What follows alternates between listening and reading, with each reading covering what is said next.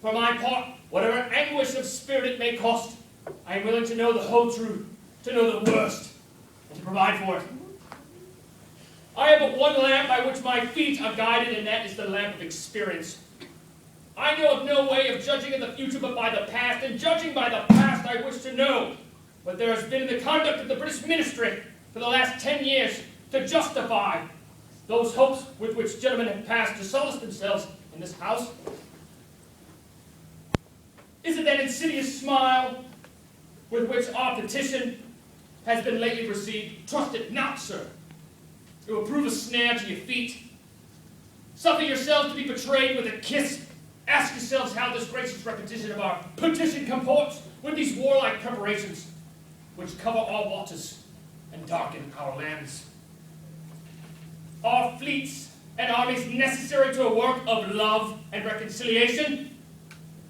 Have we shown ourselves so unwilling to be reconciled that force must be called in to win back our love?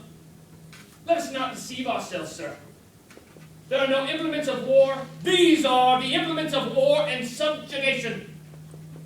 The last arguments to which kings resort, I ask gentlemen, sir, what means this martial array, if not the purpose be to force us into submission? Can gentlemen assign any other possible motive for it? Has Great Britain any enemy in this quarter of the world to call for the accumulation of navies and armies? No, sir, she has none. They are meant for us. And they can be meant for no other. They are sent over to bind and rivet apart those chains which the British ministry has been so long forging. And what we have to oppose them, shall we try argument? Sir, we've been trying that for the last 10 years. Have we anything new to offer upon the subject? Nothing. We've held the subject up in every light of which it is capable, but it has been all in vain. Shall we resort to entreaty and humble supplication? What terms shall we find that have not already been exhausted? Let us not, I beseech you, sir, deceive ourselves. Sir, we have done everything that could be done to avert the storm which is now coming on.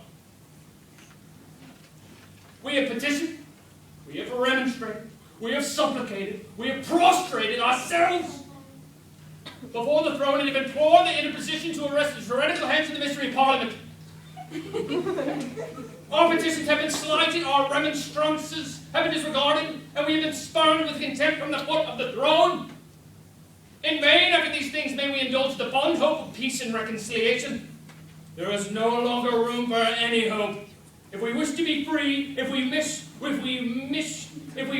to preserve and violate these inestimable privileges for which we have been so long contending, if we mean not to basely to abandon to the noble struggle in which we have been so long engaged, and which we have pledged ourselves never to abandon until the glorious object of our contest shall be attained, we must fight!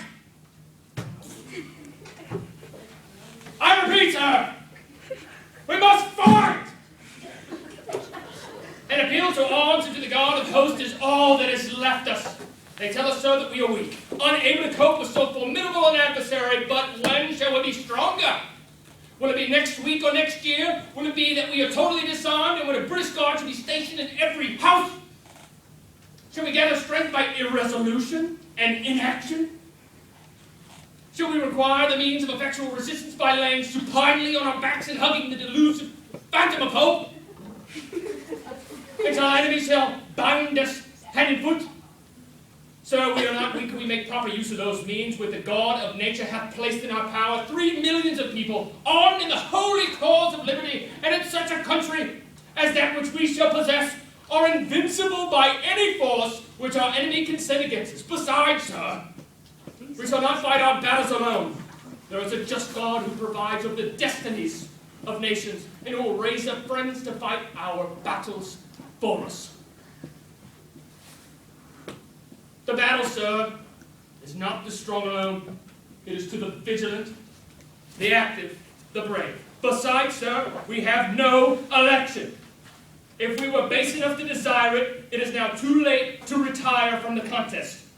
There is no retreat but in submission and slavery. Our chains are forged. Their clanking may be heard in the plains of Boston.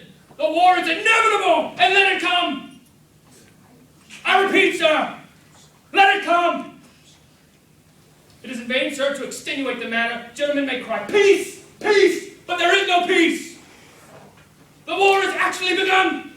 The next gale that sweeps from the north will bring to our ears the clash of resounding arms, our brethren already in the field.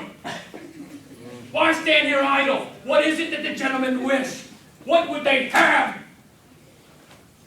Is life so dear or peace so sweet as to be purchased at the price of chains and slavery? Forbid, Almighty God! I know not what course others may take, but as for me, give me liberty or give me death.